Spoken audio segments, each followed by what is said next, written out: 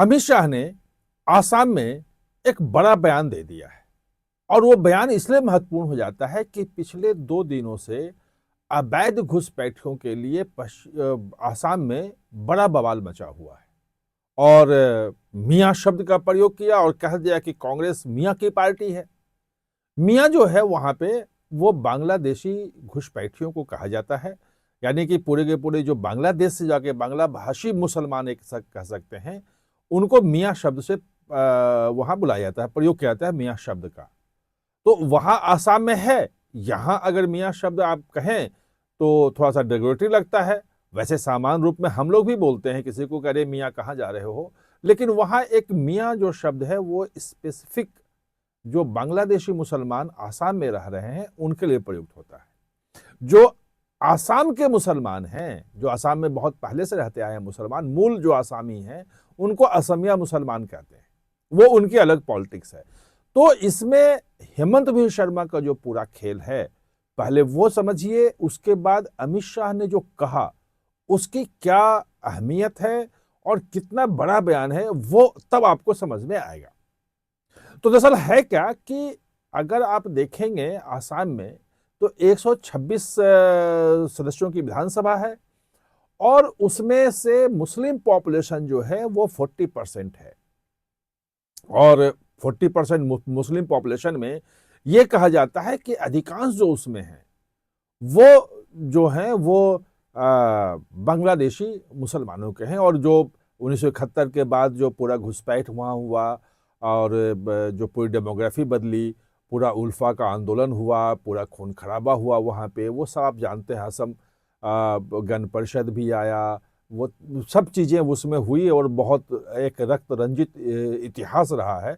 और इसी घुसपैठ के मुद्दे पे वो राजीव गांधी का जो असम एकॉर्ड था वो इसी के लिए था कि असमिया संस्कृति को कैसे बचाया जाए और घुसपैठियों की पहचान करके कैसे निकाला जाए। 1971 तक जो आए हैं वो रहेंगे, उसके बाद वाले नहीं रहेंगे।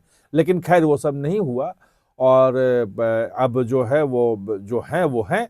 और ख़ास तौर पे लोअर असम के जो बहुत सारे विधानसभा क्षेत्र हैं, लोकसभा क्षेत्र हैं, वो बांग्लादेशी भाषी जो मुस्लिम हैं, जिनको घुसपैठे कहते हैं, घुसपैठ करके वहाँ अवैध तरीके से आए हैं और अब बस गए हैं वहाँ पे, और 2-3 पीढ़ी से भी बस गए हैं। तो वो जो है वो तय करते हैं। अभी तक स्थिति ये थी वहाँ पे, थोड़ा समझ लीजिए आप लोग कि 126 विधानसभा में से लगभग 40-42 जो थे विधानसभाएं थी वो मुस्लिम जो है वो तय करते थे कि कौन जीतेगा। जो बांग्ला भाषी मुसलमान कह सकते हैं, बांग्लादेशी मुसलमान कह लें, जो भी कहें, तो वो आसाम में जो थे वो तय करते थे। अब परिसीमन हो गया है, मतलब उसमें से अगर 40 में कह रहा हूं 42, तो उसमें से 31 जो हैं वो मुस्लिम कैंडिडेट होते थे जो जीते थे। तो वो मुस्लिम कैंडिडेट जो हैं वो बदरुद्दीन अजमल की जो पार्टी है उससे होते थे, कांग्रेस से जीते थे, इस टाइप के अलग अलग पार्टी जीते थे। भाजपा का तो खैर नहीं होता था। यानी कि 40-42 अगर 126 में निकाल दें आप, तो आपको समझ में आएगा कि भाजपा केवल चुनाव लड़ती थी 84-85 सीटों पे और सरकार बनाने के लिए वहां चाहिए था 64 विधानसभा में। यह समस्या थी, लेकिन वो अब दूर हो गई है। और अब जो है वहां पे परिसीमन हुआ है 2 साल पहले, उसमें जो मुस्लिम बहुल सीटें हैं वो घटकर अब आ गई हैं 22। यानी कि 104 पे, मतलब हिंदू मुस्लिम जो भी है वो उसमें भाजपा फाइट में रहेगी, क्योंकि पहले तो 40-42 सीटों पे तो फाइट में होती ही नहीं थी। ये वहां पे एक चेंज है आसाम में। और इसी में अब जो सीटें हैं उस पे एक बड़ा मुद्दा बांग्लादेशी घुसपैठियों का बनाने की कोशिश में वो जुटे हुए हैं हेमंत बिस्वा शर्मा। और वो खुलेआम बोलते हैं कि अगर मुझे लोग बांग्लादेशी जो हैं वो मियाँ लोग हमें अगर बुरा कहते हैं तो हमारे लिए अच्छा है, क्योंकि हम आसाम के लिए काम कर रहे हैं, आसाम की संस्कृति बचाने के लिए काम कर रहे हैं, असमिया जो अस्मिता है उसकी रक्षा के लिए काम कर रहे हैं। और जो तमाम फॉरेस्ट एरिया जो था, जहाँ जहाँ जो बांग्लादेशी बस गए थे, उन सबको खाली कराने का वो तमाम चीज़ें आपने देखी हैं। और अब जो इशू बन गया है वो इसी इशू के सहारे अगले 2 महीने बाद वहाँ चुनाव है। अप्रैल में मार्च लास्ट में अप्रैल में वहाँ भी चुनाव है, तो 2 महीने चुनाव के रह गए हैं। और इसी सिलसिले में आज जो अमित शाह की रैली है, वो बहुत ज़्यादा महत्वपूर्ण हो गई है। और अमित शाह ने जो ऐलान किया, वो ज़्यादा बड़ा ऐलान है। ये आरोप-प्रत्यारोप के अलावा, ये तो आरोप-प्रत्यारोप है जो मियाँ शब्द कह के अपनी पॉलिटिकल जो गेन है वो करना चाहते हैं। कांग्रेस उन्होंने कह दिया कि जितने मियाँ हैं वो सिर्फ कांग्रेस को वोट देते हैं, क्योंकि आपको पता है कि धुबरी में सबसे अधिक वोट से कोई देश में जीता तो धुबरी से जीता, और वहाँ लगभग 10.5 लाख वोटों के अंतर से जीता था वो कांग्रेस का कैंडिडेट। जो तीन वहाँ जो जीते हैं कांग्रेस के आसाम से, उसमें धुबरी का जो है वो पूरे रिकॉर्ड है वो। तो वही उनका पूरा का पूरा जो हेमंत बिश्व शर्मा का है कि ये मियाँ की पार्टी है, जितने बांग्लादेशी हैं वो उनको पसंद करते हैं, इसलिए आसामिया से अपील है कि वो न करें। अमित शाह ने जो आज कहा है वो ये कहा है कि एक तो इन तमाम विवादों के बीच भी जो बांग्लादेशी घुसपैठ को रोकने की जो कोशिश की है हेमंत बिश्व शर्मा ने, उसकी बहुत तारीफ की है और कहा है कि हेमंत बिश्व शर्मा के कारण अब बांग्लादेशी घुसपैठिया आसाम में नहीं आ रहा है।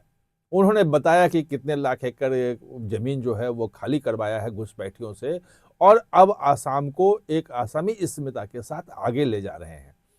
यानी कि ये जो लाइन है हेमंत शर्मा की, उस लाइन के समर्थन में इसके आगे एक कदम आगे बढ़ते हुए उन्होंने ये कहा कि भाई अब हेमंत बिश्व शर्मा ने रोक तो दिया है घुसपैठ तो अब बंद है, लेकिन जो घुसपैठ करके आ गए थे पहले से उनका क्या?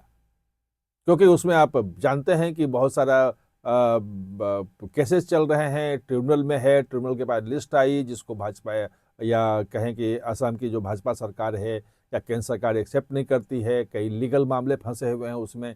उनका कहना था आज अमित शाह का कि अब समय आ गया है कि इस बार अगर जीतेंगे तो ये जो घुसपैठिए हैं, अभी तो घुसपैठ रोका है, जो पहले घुसपैठ करके आ गए हैं इनकी पहचान करके, और उनके शब्द थे कि इनको चुन चुन के बाहर निकालेंगे। यानी कि डेमोग्राफी जो चेंज हुई है बांग्लादेशी घुसपैठियों के कारण, वो चेंज हुई डेमोग्राफी को दोबारा हम दुरुस्त करेंगे, एक बड़ा ऐलान किया है। अब ये चुन चुन के निकालेंगे में कैसे होगा, क्या होगा? अमित शाह जब बोलते हैं तो आप मानिए कि बोलते हैं, उनके यहाँ दिमाग में पूरा खाका तैयार होता है। वो चीजें क्या हैं, गृह मंत्रालय कैसे तैयारी करेगा, वो हम देखेंगे। जब समय आएगा तो हम आपको बताएंगे, जैसे पता चलेगा। लेकिन हाँ, अब बांग्लादेशी घुसपैठियों को निकालने की बात जो है, चुन चुन कर निकालने की, ढूंढ ढूंढ कर, ये एक बड़ा ऐलान कर दिया है। मियाँ शब्द को लेके मची बवाल के बीच में अमित शाह का यह बयान जो है वो और ज्यादा अहम हो जाता है। आप हमारे साथ जुड़े, इसके लिए बहुत बहुत धन्यवाद।